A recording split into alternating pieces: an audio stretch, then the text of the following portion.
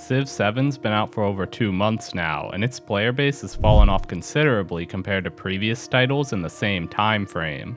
64 days after launch, Civ 7 has the same number of active players that Civilization Beyond Earth did at the same point in its life cycle, and less than half as many as Civ 6 had.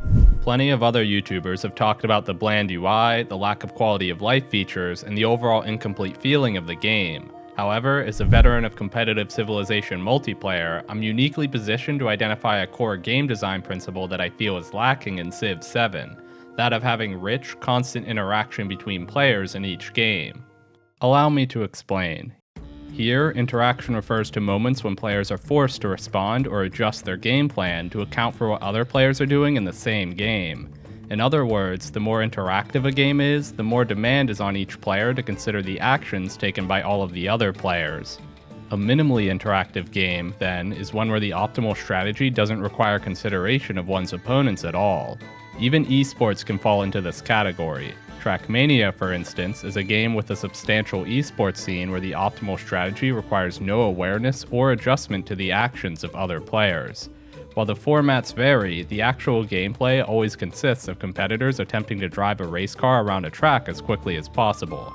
The exact same inputs will always result in the exact same outputs, regardless of how a player's opponents act. In a game like this, your only real opponent is yourself. In contrast, a maximally interactive game is one where the optimal strategy is entirely contingent upon the actions of an opponent. In chess, every single move requires that you're aware of and reacting to the opponent's moves. While players typically memorize common openings, the fundamental fact remains that the best move is always contingent upon your opponent's previous move. They can always choose to force you out of your memorized opening whenever they want. Whereas a player's skill in Trackmania is purely based on their precision and consistency, chess players set themselves apart through their strategic and tactical insight. Most competitive video games fall somewhere in between these two extremes. Some parts of a game demand precise, consistent execution of known strategies, while other parts of that same game rely on strategy and tactics. In the turn-based strategy game of Civilization, actions taken by players can fall into either category. Some decisions from the player come down to precise number crunching and following known build orders, while other decisions require insight into the game plans of the other players and the ability to adapt. In this video, I'm setting out to prove that the actions players take in Civ 7 are too heavily weighted in the former category of number crunching and rigorous build orders than in the latter category of strategy and tactics. To illustrate this, I'll be contrasting Civ 7 to its predecessor, which in my opinion is a much better competitive game, Civ 6. Let's explore how Civ 7 doesn't understand player interaction. As stated earlier, every action a player takes can be classified as either interactive, the decisions that require consideration of other players and adjusting to how they're playing, or non-interactive, those decisions which do not require thinking about other players. To illustrate this, I'll go through some examples. Choosing which tiles to work and whether to produce a builder or a monument in your city are non-interactive decisions. Choosing whether or not to build a world wonder, however, is an interactive decision. This is because only one copy of each world wonder can exist per game, meaning that you must finish a wonder before anyone else or risk wasting your production. Thus, this decision requires one to consider the moves being made by their competitors. However, some interactions between players are better than others. Some of them are complicated and interesting, like determining whether or not you can get away with launching an invasion against your neighbor, while others are simple and boring, such as choosing to reject a diplomatic sanction. Thus, not only do we want gameplay with a lot of interaction between players, we want those interactions to be fun and engaging as well. Luckily, as an expert on fun, I can help out here. In Civ, there's two things an interaction between players needs in order to be fun. The first is choice. The player should have multiple options with no obvious answer. While choosing to vote against a military emergency declared against you in the World Congress is technically interacting with other players, it's hardly a meaningful choice. The correct way to vote is obvious. The second element is variance. If the interaction plays out the same way every time, it stops being satisfying. For instance, exchanging open borders in free-for-all multiplayer Civ 6 is interactive, but not interesting. Without variance, it's impossible to test a player's strategic and tactical abilities. This fact has even led to the age-old game of chess increasingly incorporating formats with scrambled starting positions. By introducing a small amount of randomness to the beginning of the game, freestyle chess greatly reduces the impact of memorization, allowing players to jump right into flexing their strategic muscles. Thus, some level of randomness is actually necessary to have a competitively interesting strategy game. Without it, the same interactions would happen over and over again, and the game wouldn't be able to hold anyone's interest. So, not only do I want Civ 7 to have players interact with each other more, I want those interactions to be of high quality. They should present meaningful decisions whose correct answers vary from game to game. To illustrate what this looks like, we'll analyze the different types of interactions between players in Civ 6 and examine how they stack up to their closest equivalents in Civ 7. I've divided these interactions into 5 categories: war and safety, religion, wonders and great people, city-states, and diplomacy and world congress. The first, war and safety, is the most obvious, direct form of conflict that players engage in. At every stage of the game, players must always consider whether or not they're in immediate danger of a military invasion and respond appropriately. Can I afford to settle this city in my neighbor's face, or would that provoke an attack? Which is the best path forward, conquering my neighbor or focusing on building infrastructure? These questions always linger over every decision the player makes in free-for-all multiplayer Civ games. Even in scenarios where two players never declare war on each other, the fact that they're forced to consider the threat of war and adjust their game plan based on their opponent's moves is, in and of itself, a form of player interaction. In practice, despite the looming threat of war tinting all of a player's decisions, the best strategy in free-for-all Civ games is to avoid spending any more time fighting wars than is necessary. If two equally matched players get bogged down spending all of their resources on an extended war, they'll inevitably fall far behind the players who maintained peace and focused on building infrastructure. Thus, for wars to be worth it, they have to be quick and decisive. Skilled players launch attacks only when they believe themselves to have a commanding advantage. Fortunately, Civ 6 is filled with indicators that players can use to gauge the relative strength of their neighbors. These include factors such as a military score that keeps track of the number of units each player controls, the presence of encampment districts, the accumulation of great general points, and the unlocking of key military technologies. A subtle, oft-overlooked touch in Civ 6 that allows strong players to spot weakness in their opponents is the presence of technologies that give indicators of when they've been unlocked. For instance, the industrialization technology grants +1 production on all mines, while ballistics grants +1 production on all lumber mills. This means that, by watching the yield of your neighbor's tiles, you can see whether or not they've prioritized unlocking peaceful technologies or military technologies first, even without having vision of their land or units. Thus, in every free-for-all Civ 6 game, there's an invisible arms race taking place, with skilled players constantly adjusting their build order based on the perceived threat posed by their opponents. Even when wars aren't taking place, players are still interacting with each other. In Civ 7, this is no longer as true as it was in Civ 6. They've done away with most indicators players could use to gauge the aggression of their neighbors, leading to the decision of whether or not to militarize feeling less like skill expression and more like guesswork. First off, military scores have been removed from players' visible stat lines.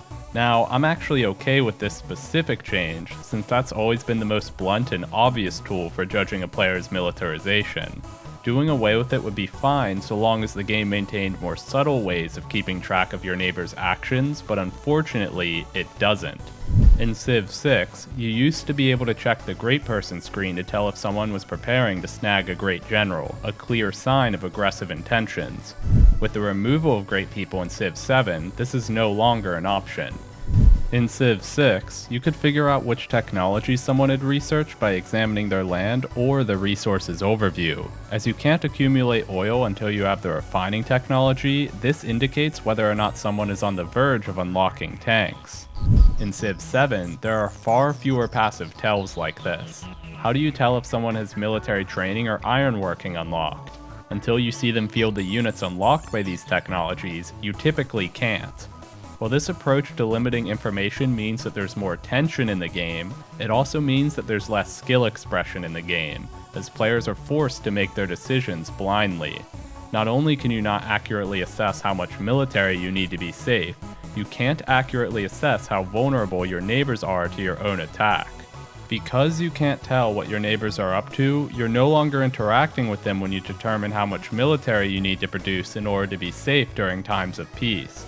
There's no longer an intricate back and forth here, just guesswork.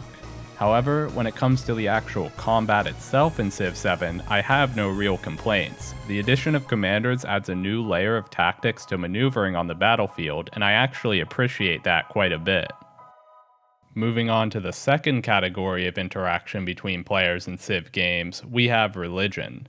In the Civilization games, religion is a mechanic where the player creates a belief system that grants bonuses to their empire. These bonuses are contingent on converting cities to follow that religion, and depending on the specific chosen beliefs, the player can be incentivized to convert other players' cities or their own. In Civ 6, converting the majority of each empire cities to your religion instantly results in a religious victory. However, religion actually forces you to interact with players before a religion is even founded. This is because the choice a player makes regarding how quickly they want to found their religion is an interactive one. There's a limited number of religious beliefs in the game, and no two religions can have the same belief. This means that players who found their religion first get dibs on their preferred beliefs, while those who found a religion later have to work with the leftover beliefs that nobody else chose. There's a bit of a mind game here. In a vacuum, passively earning a religion through the great profit points provided by one's holy sites is optimal, but this runs the risk of losing your preferred beliefs to a player who decided to run projects to found their religion sooner. Some beliefs synergize with specific civs, while others are more generic. Thus, how quickly a player needs to rush in order to get their preferred beliefs is contingent upon their opponent's civ choices and preferred build orders. There's a skillful interaction going on here. However, in Civ 6, the pursuit of a religious victory by spreading one's religion to other players is basically non-viable in multiplayer games. The problem lies in the fact that the amount of resources a player must invest to pursue a religious victory is far, far greater than the amount of resources any other player must invest to stop it. Therefore, the interesting interactions between players concerning religion are pretty much relegated to those that take place prior to and during the founding of the religion. Players have almost no incentive to pursue a religious victory or aim to convert other players. In my view, tying religion directly to its own victory condition in Civ 6 was a mistake. Instead, religion would have been a better mechanic if it had been designed to serve a supporting role for the other victory conditions. Because the game ends immediately if every player in the world is converted to the same religion, the game has to be designed in such a way that even players without a religion of their own have a way to prevent their cities from being converted, and this constraint neuters the design space for religion in this game and reduces the amount of interaction between players. So, by getting rid of religious victory, Civ 7 has freed itself up to add more interesting and rewarding mechanics around players competing to spread their religions to each other. Sadly, however, the beliefs and religious conversion mechanics are more dull than ever. There's no longer any passive religious pressure. Cities can only be converted to a religion by missionaries, and unlike in Civ 6 where the difficulty of converting cities scaled with their population, here it'll always take exactly 2 missionary charges to convert a city. The decision of which beliefs to take and which cities to convert is not really an interesting decision. The primary belief for every religion now merely determines how that religion generates relics, which are the tokens needed to earn points on the cultural victory path. Every civ wants relics, and so every player will simply take the belief that makes it easiest to generate them. Because generating relics merely requires converting a city once, and the conversion process is nearly impossible to protect against, the process of converting other players' cities is hardly interactive at all. You send a missionary over, click convert twice, and you're done. The game never invites the players to think about and respond to each other's actions. If relics are to remain as the primary reward granted by religion, it should be reworked such that players earn relics by maintaining their religion in specific cities long term, not merely converting these cities once. The mechanics of religious conversion would also have to be reworked to accommodate this, as the 2 charge per city system is too simple to have an interesting back and forth between players. By changing these mechanics in accordance with my suggestions, players would constantly have to think about how best to maintain their religion and how to remove other players' religions from key cities if they want to earn more relics. In this way, choosing when to produce missionaries and where to send them becomes much more interactive, as the correct way to play becomes contingent on the behavior of other players. Moving on to the third category of interactions in Civ games, we have World Wonders and Great People. In Civ 6, these are both expensive, once-per-game production sinks that players compete to be the first to complete. We'll start by talking about Wonders first. World Wonders are highly expensive buildings that are unlocked by making progress through the tech and civics tree. They all have unique requirements that limit where they can be constructed, encouraging the player to plan ahead and position their cities so that they can build specific wonders. Wonders come in many varieties. Some give extremely generic bonuses that are always useful, while others are highly specialized and niche. The decision of whether or not to build a wonder is interactive. Not only must you decide whether or not the wonder is worth building for yourself, you must evaluate the risk that other players will finish the wonder before you do. In Civ 6, multiple players can attempt construction of a world wonder at the same time, but only the player who finishes it first gets to reap the rewards. All other players who've spent production on it are then refunded a portion of the production they've spent, with the remainder going down the drain. Part of what makes this interactive is the numerous subtle ways that exist to figure out if a wonder is going to be contested by other players. For instance, the mausoleum at Halicarnassus is one of the best wonders in the game. However, it can only be built adjacent to a harbor. Thus, by examining the Great Person screen and seeing which players are accumulating Great Admiral points, it's possible to figure out exactly which players are capable of zoning the mausoleum and which ones aren't. Tricks like this allow skilled players to make more informed decisions regarding whether they can finish a wonder before anyone else. Furthermore, because wonders have strict requirements and many of their bonuses are highly situational, the interactions they spark between players are rich and varied. For instance, the Alhambra, which grants an extra military policy card slot, is not highly prioritized in most games. However, if there's a player playing as the leader Gorgo, who gains extra combat strength from military policy card slots, other players may seek to rush this wonder in order to deny it. The need for players to adapt to the conditions of each game to figure out which wonders are optimal keeps the game fresh and keeps skill expression high. Now, while at first glance, Great People may seem like an entirely different mechanic from World Wonders, the truth is that they fill an incredibly similar role. Both of these mechanics exist to give a means for players to compete with each other for powerful, once-per-game bonuses. There are 9 classes of Great People in Civ 6. Generals, admirals, prophets, merchants, engineers, scientists, writers, artists, and musicians. Every prophet, writer, artist, and musician is largely interchangeable with every other great person of their own type. In other words, every great prophet is functionally identical to every other great prophet. The same is not true of generals, admirals, merchants, engineers, and scientists. Every single instance of these great people has an entirely unique effect, many of which are comparable to World Wonders in strength. However, unlike Wonders, Great People are not tied to progress through the tech and civics tree. Instead, they're offered based on the current game era and which other Great People have already been recruited. Every great scientist from the classical era will be offered first, then every scientist from the medieval era, then the Renaissance era, and so on and so forth. The exception to this is when the game era progresses beyond that of the current set of Great People. In that case, all Great People from the previous game era which have yet to be offered will be skipped. However, within each specific era, the order of Great People is randomized. We know that a Renaissance era great scientist like Isaac Newton will always come later than a medieval era one like Hildegard of Bingen, but it's up to chance whether or not Isaac Newton or Galileo will be offered first. While Great People can be purchased with Gold and Faith, the primary way that players recruit them is by earning enough of the corresponding type of Great Person points before anyone else in the world. This can be done by producing infrastructure that grants passive points of a specific type, such as libraries granting 1 Great Scientist point per turn, or by spending production on city projects that give bursts of points in a specific type, such as campus research grants converting a portion of a city's production into great scientist points. Players who've accumulated enough points have the option to take a great person or to preserve their points and pass it down the line to the next player, reducing its cost in the process.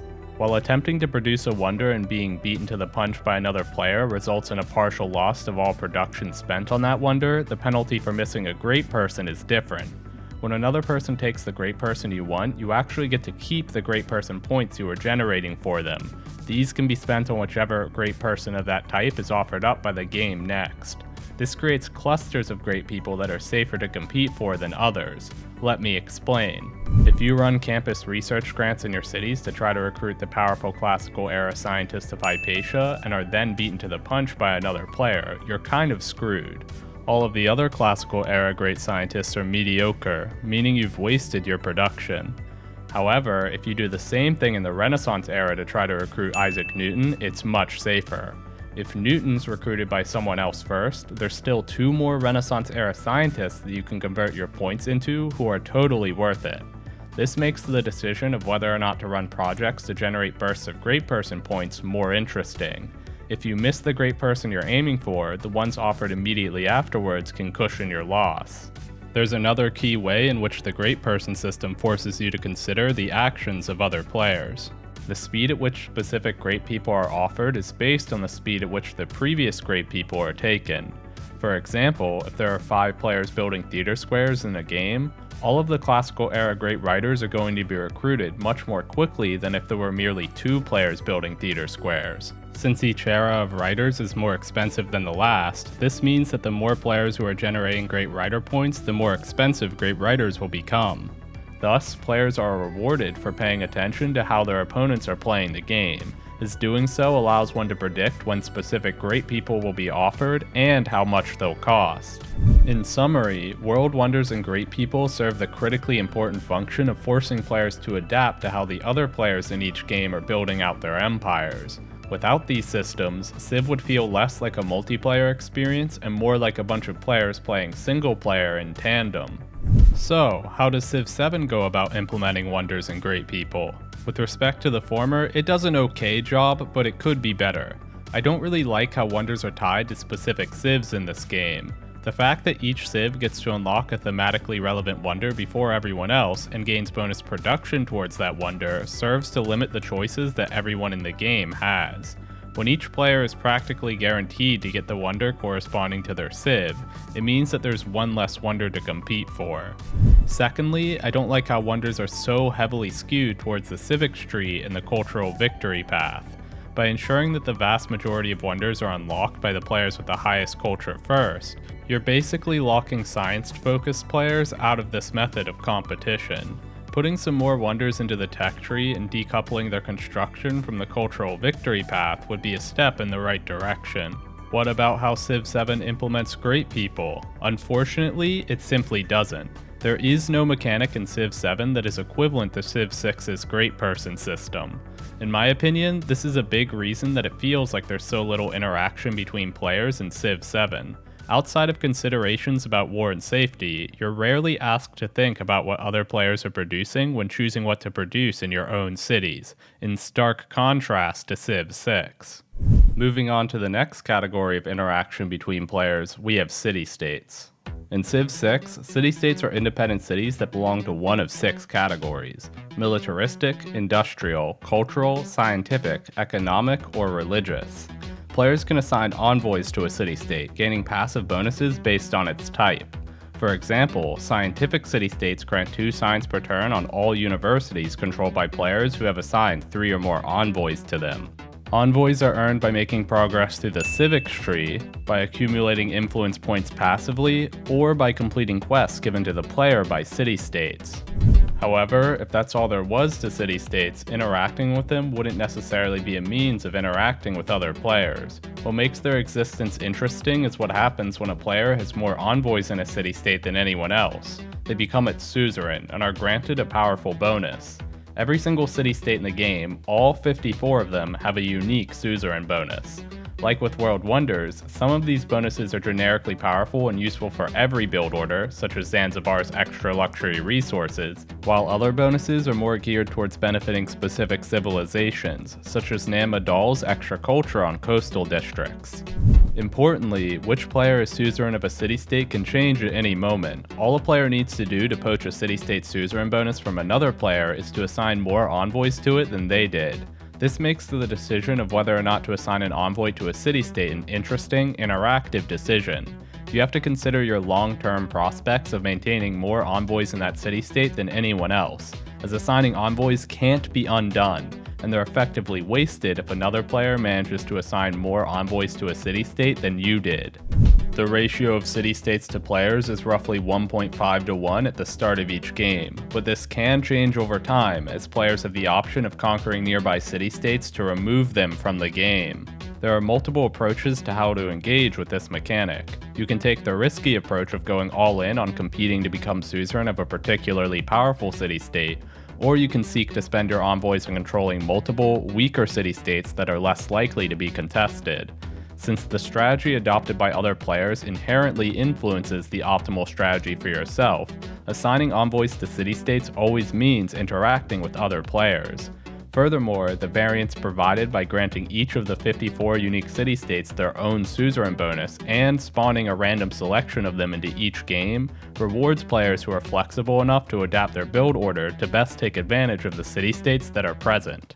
So, how does Civ 7 implement city-states? Badly. Instead of 6 types of city-states, there's only 4, and instead of 54 unique suzerain bonuses, there's only 20. Furthermore, every single city-state of a given type is functionally identical. When you become suzerain of a militaristic city-state, you're allowed to choose any of the 5 different militaristic suzerain bonuses. While this level of consistency may seem like it's good for competitive balance, the lack of variance makes the game dull. By ensuring that the set of suzerain bonuses available in every game is the same, strategies become more monotonous and repetitive, reducing opportunities for skill expression. Furthermore, the method through which players become suzerain of a city-state is lousy. Gone is the system of envoys, and in its place is influence, a currency which players can spend to start a countdown timer that gradually increases their relationship with the city-state, eventually culminating in them becoming its suzerain. I don't mind this part so much, but the real problem is what happens next. Once a player is suzerain of a city-state, they're locked in as its suzerain for the rest of the age. After this, there is no way to usurp control of another player's city-state by any means. While engaging with city-states in the early game is still an interesting interaction, as you must weigh whether or not you can spend enough influence to become its suzerain before anyone else, that element of the game quickly fades away. By the middle of each age, every single city-state on the map will be locked in with a certain player as its suzerain. Players can no longer interact with each other through city-states. It's just another way that Civ 7 no longer requires you to consider or respond to the actions of other players. The final category of interaction between players in the Civ games is diplomacy. In Civ 6, the only meaningful form of diplomacy is the World Congress. Starting from the mid-game, every 20 turns, players are all asked to vote on 2 random resolutions that apply effects to either every civ or one particular civ for the next 20 turns. For instance, a resolution may have players vote on which class of units they want to gain or lose 5 points of combat strength. While the decisions players make here are technically interactions with each other, I wouldn't really say that these interactions are interesting. The correct way to vote is typically obvious and requires only a minimal consideration of how the other players will choose to vote. Furthermore, the randomness present in the World Congress is a textbook example of how not to do variance. The problem here is the nature of the resolutions and how late into the game they appear. These random effects can be game warping, and it's often far too late for players to meaningfully adapt to take advantage of them. If you'll recall from the previous instances of variance from Civ 6 that I praised, they all have something in common. They occur early enough in the game for players to respond and adapt. Which city-states appear in the game, which world wonders you can meet the placement requirements for, these things can be determined by your scouts in the early stages of the game, giving you time to adjust your build order to take advantage of them. In contrast, the World Congress can kick in on turn 100 when the game is nearing its conclusion, and a resolution can appear that decides whether or not great works of music grant double their usual tourism or no tourism. The random appearance of this resolution can determine the outcome of the game itself, and since it comes so late in the game, there's no meaningful way for players to adapt. This approach to implementing diplomacy isn't great. So, how does Civ 7 handle diplomacy? For once, I think it's made a step in the right direction compared to Civ 6. Gone is the World Congress, and in its place is the system of influence. Players can spend a new currency called influence to initiate diplomatic endeavors with each other for mutual gain, or they can spend it on issuing sanctions and performing espionage operations. Underlying all of this is the fact that influence is also needed to generate war support, meaning that this system also ties into the war and safety category of player interactions. Influence leads to some pretty rich, interesting interactions between players. Spending it on endeavors with neighbors can benefit you both. However, if a player fails to keep a strategic reserve of influence and then finds themselves getting roped into a war, their inability to generate war support can have disastrous consequences. You have to read other players and consider how they're choosing to spend or bank up their influence in order to figure out how to best spend your own.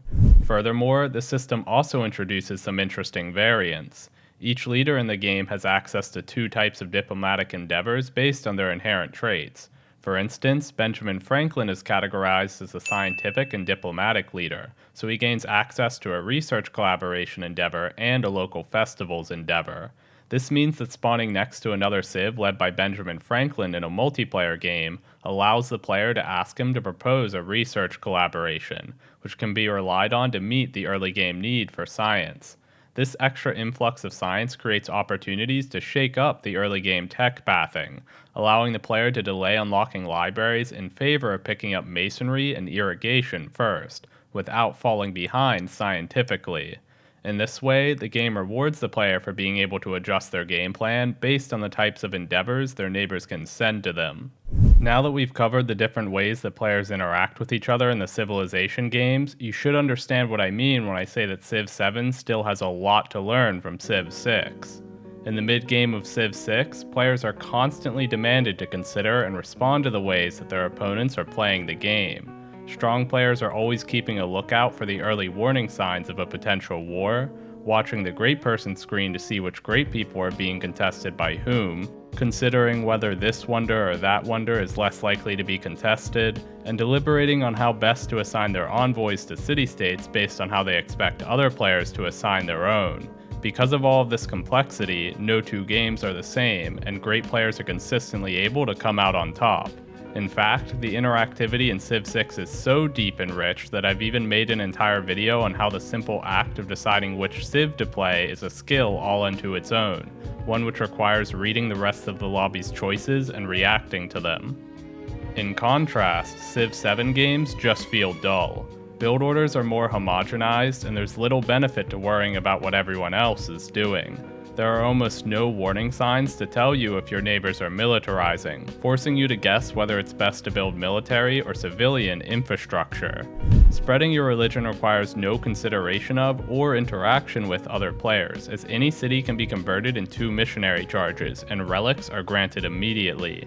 Choosing whether or not to contest a city-state is interesting at first, until you're halfway through the age and you realize that every single city-state suzerain has been locked in. One less thing to think about, one less way to interact with the other players. Speaking of not interacting with other players, there's no equivalent to Civ 6's Great People system. All of this comes together to result in Civ 7 multiplayer feeling less like a PvP experience and more like a bunch of players playing single player in tandem. So, how can this be fixed? With updates and with DLC. Some of these issues should be fixed with updates to the base game.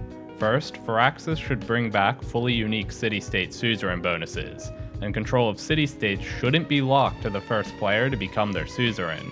It's more interactive and interesting when players can compete with each other to flip city-states back and forth.